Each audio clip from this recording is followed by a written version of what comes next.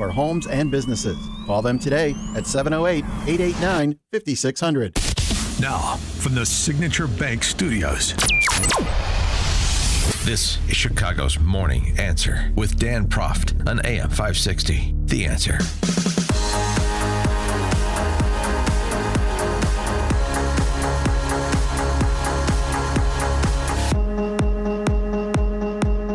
Top of the morning, Dan Proft here. CENTCOM, U.S. Central Command, reporting yesterday on the additional strikes. Approximately 90 Iranian military targets, including air defense systems, coastal surveillance assets, missile and drone storage sites, naval capabilities, and military logistics infrastructure along Iran's coastline, were struck. The latest strikes follow successful execution of offensive strikes in Iran the night before. To what end? Well, it's unclear, but certainly Trump's position and decisions have made a marked change in direction from the last couple of months in the last couple of days. And he has, at least in terms of rhetorical positioning, decided to express his displeasure and cynicism with the prospect of a peace deal with the Iranians. He's also recast his characterization of the remnants of that regime as not, reasonable potential partners in peace, but as scumbags and crazy people. And we understand that Trump's rhetorical choices oscillate based on his perceived opportunities consistent with what he's trying to achieve. But, there is an ad hoc nature to this, too. It's not sort of all strategic genius, multi-dimensional chess and so on and so forth. Now, to be fair, there is necessarily an ad hoc feature to prosecuting a war. You can't predict everything. But here's what Trump had to say while in Turkey for that NATO summit about the MOU and ceasefire, both of which he described as currently deceased. Have any questions? Mr. President, is the ceasefire over? Is the ceasefire done? Is the MOU dead?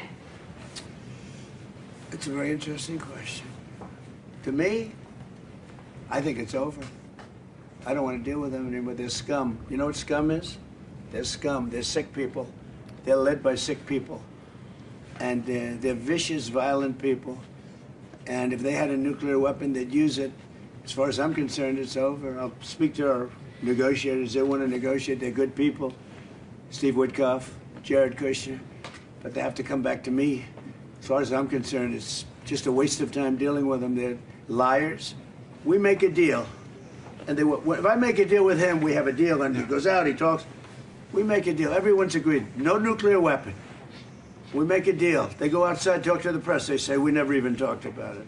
There's something wrong with them. They're cuckoo. As far as I'm concerned, it's over.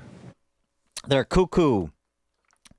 Eldar Mamedov is a member of the Pugwash Conferences on Science and World Affairs and non-resident fellow at the Quincy Institute for Responsible Statecraft. He joins us now. Eldar, thanks for being with us. Appreciate it. Pleasure to be with you. So they were turning over a new leaf and recognizing that the 47 years of their posture towards America was a big mistake. That's what J.D. Vance said a few weeks ago. And now they're cuckoo. Where do you assess the possibility of a lasting cessation of hostilities to be? Well, I think that there is still a chance that the two sides still stick to memorandum of understanding, despite the rhetoric used by the President Trump, simply because none of the two sides is really interested in the alternative. What is the most likely alternative? It's again a relapse to a full-scale war. And even when Trump says that the MOU is over and American military strikes and intensifies its strikes on military targets in Iran, the question is, will this bend the Iranian will? Will it change the Iranian position on key issues such as Hormuz Strait? So far, nothing suggests that that could be the case. If the United States fail to achieve its objectives during the 40 days of intense strikes and warfare, it's very unlikely that it would succeed by again doing what it already was doing and fail to achieve its objectives. Furthermore, President Trump is talking about Iran not having nuclear weapon, but that's not the matter of discussion right now. The latest strikes are all about Hormuz, the Hormuz Strait. There's nothing about nuclear weapons there. These questions on the Iranian nuclear program, safeguards, verification, etc., that was supposed to be discussed in the 60 days period after the MOE was signed. So that kind of rhetoric shows to me that there is no consistent strategy on the side of this administration to deal with the Iranian challenge. And there seems to be a consistent rhetorical position, at least from the Iranians, including Galibaf, a former mayor of Tehran, who's part of this negotiation team, we're told. He posted, America still hasn't learned that bullying and breaking promises are no longer cost-free. Let me put it plainly. If you strike, you'll get hit. Don't flail around pointlessly, or you'll sink even deeper. The Strait of Hormuz will only open with Iranian arrangements, not American threats. So, the rhetoric is ratcheting up here too. And if you're right, and the Iranians don't want full-scale war, then they're feeling like they're in a position to saber rattle and poke their finger in the eyes of big bad America. And part of that, to me, it seems like it's to paper over the real problems that have been inflicted on the Iranians by these military strikes, as well as the economic tourniquet that is now being reapplied. So, I mean, the Iranians are engaged in quite a bit of puffery as well, but we should have known this over the last 2 months, too. I mean, part of my issue with Trump is this hand-wringing that he did in Ankara the other day. What did you think they were doing over the last 2 months? The same thing they've been doing for 50 years. Well, essentially, it all boils down to the question of leverage. For Iranians, the control of Hormuz, the arrangement that has been accepted within the framework of MOU, namely that all the ships passing through the Hormuz, that they have to coordinate their passage with Iranians. This is non-negotiable because that's not a technical matter for them. That's a matter of sovereignty. That's a matter of leverage. The American side reads that point, the relevant point of the MOU, differently. It reads it as establishing the free passage to all ships unconditionally. So that's the core of the dispute. Now, the question is, do you have to risk the whole edifice that has been constructed with such difficulties and with Vice President J.D. Vance playing a leading role? Is it worth to let it all collapse just because the two sides cannot agree on one point of the MOU? So I'm not claiming that this would have been an easy undertaking or that the Iranians are acting completely rational in this matter, but I still think that given the bigger stakes, and that is the relapse to full-fledged war, a better path would have been to try to keep negotiating, perhaps with the help of mediators such as Qatar or Pakistan, which played a very important role in getting to the memorandum of understanding and iron out those differences and agree on the modus operandi. Also critically involving the maritime authorities from GCC countries, from Gulf Cooperation Council basically creating a regional stake in the escalation. Yeah, I mean, but I think there's something missing from this discussion too, where it's we've got to the invasion, and Trump dismissed the idea of boots on the ground or some sort of land invasion, or even military force with respect to the strait, because the economic fury piece of this is real too. I mean, Iran has a collapsing currency. They have chronic capital flight. They've got an energy sector that needs one-off U.S. licenses just to breathe. That's not exactly a sustainable position either. And Zeneb Rabua, scholar at the Hudson Institute, commenting on this news that Iraq has agreed to U.S. demands to halt dollar flows to Iranian-backed militias. She said that's a big deal in the shadow banking and illegal transfer system that the IRGC established. If it happens, it has approximately the same level of negative effects for Iran as losing Assad in Syria.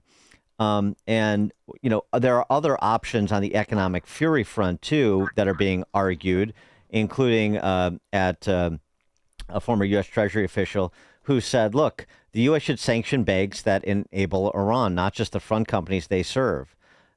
During economic fury, when it was at its height, Treasury warned regulators in China, Hong Kong, Oman, and the UAE, even sent warning letters to 2 Chinese banks, but those warnings were never followed by sanctions.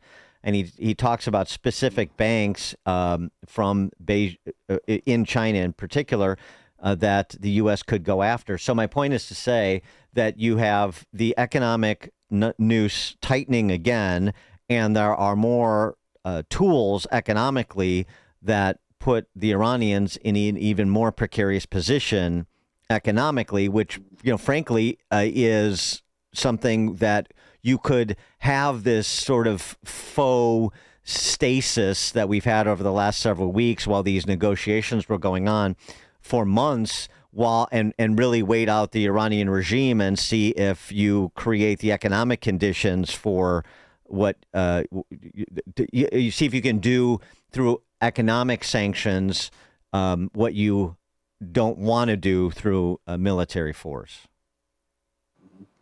Well, the revoking of the waiver for oil sales for Iran that was implemented just because the strikes started, or in package with the strikes, so to say.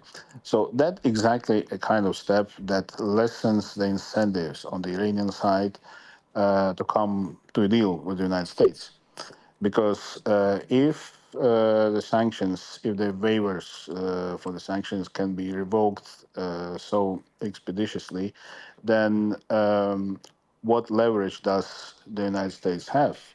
If you have no trust in, in that the sanctions relief will be permanent and sustainable and viable, then you also remove incentive for the other side to abide by the deal. If we don't respond to them striking commercial ships in the Strait and continuing to promote this idea that they're going to have a tolling system set up with which the world is going to have to comply, except for nations they may favor and exempt from some of the tolls like China. Well, I mean, if you don't respond to that, then what kind of leverage do you have too? Then you're sending the signal that you can do whatever you want. No, essentially, then we are back to the discussion of military force versus diplomatic engagement.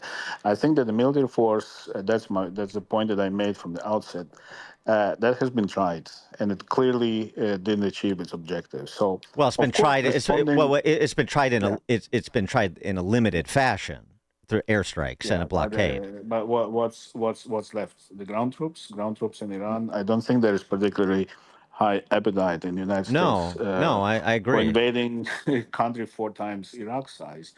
And how did Iraq work out? So my point is that, of course, I'm not saying that what Iran is doing is okay. No, it's clearly a violation of international law, and some sort of response would be warranted. But this is not the first violation since MOU came into force. And the first time, the response was quite limited. It was to sending the message. Right.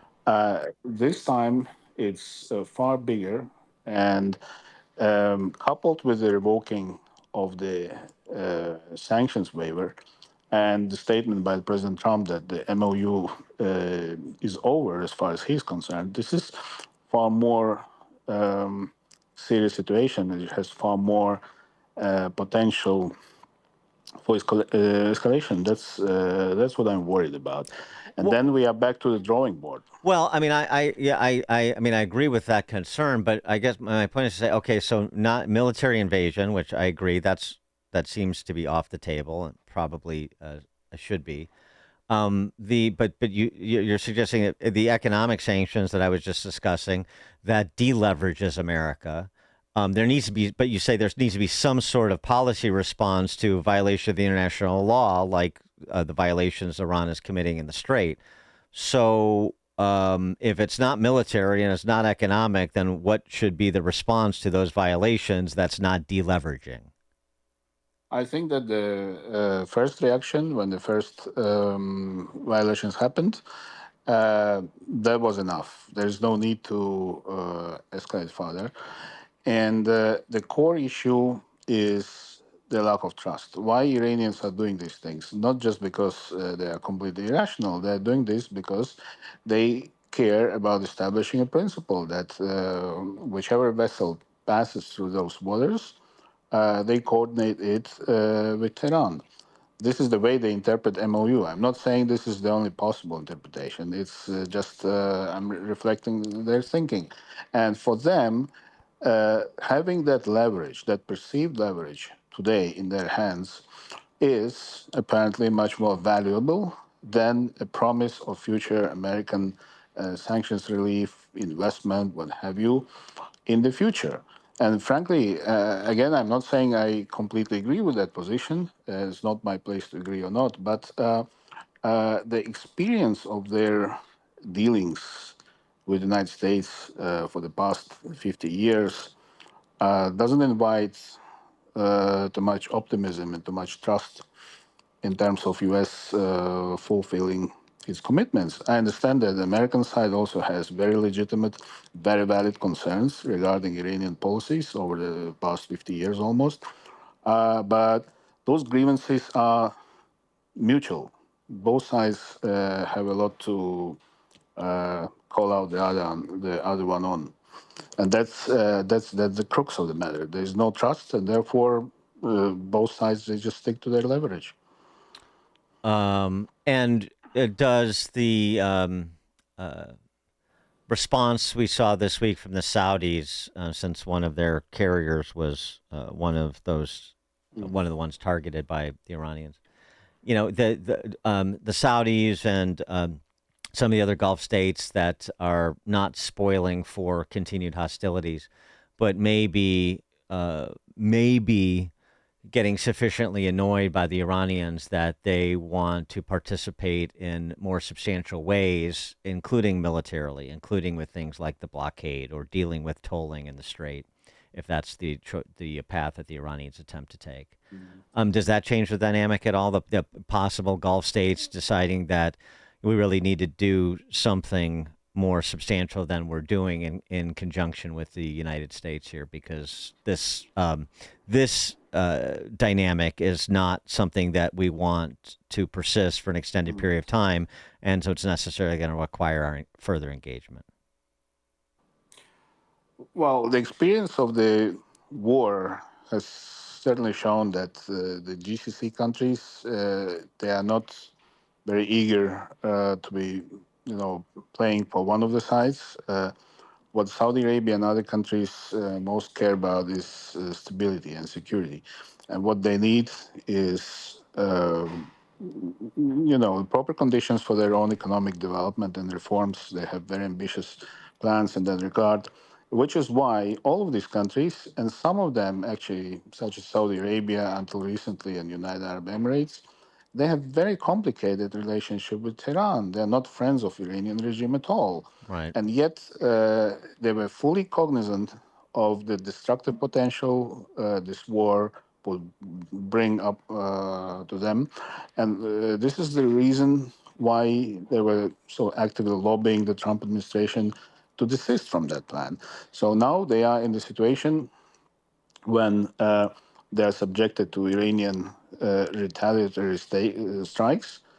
And it's not that the United States is standing by them. So they're caught in the middle. They no longer have confidence that the United States will protect them against Iranian retaliation, but they're also very well aware that Iran is a neighbor that, like it or not, it's not going to go away. And therefore, you have to find a model of coexistence with this neighbor, which is why there is this idea of joint management of the Hormuz Strait between Iran and whatever maritime authority the GCC Council would appoint. Like Oman, or that would be the Yes. Iranians' choice. That would be no. I mean, Iranians don't have a choice on that. No, I mean, That's but up to that would GCC. be Yeah. their desire. I should say. It could be Oman, could be Qatar. The point is that there is certainly a stake on both sides of the Gulf to stabilize the situation, and that you can only do when you forge the sense of co-ownership of the region between the regional powers, which actually was the theme of my article in the American Conservative that I published a week ago or so. Eldar Mamedov is a member of the Pugwash Conferences on Science and World Affairs, a non-resident fellow at the Quincy Institute for Responsible Statecraft. Eldar, thanks so much for joining us. Appreciate it. Thank you so much. I'm delighted to be with you. Thank you. And he joined us on the alphawealthgroup.com answer line. The stories you need to know to start your day. This is Chicago's Morning Answer on AM 560. The Answer. You've probably heard all those ads for life insurance, just a few dollars a day.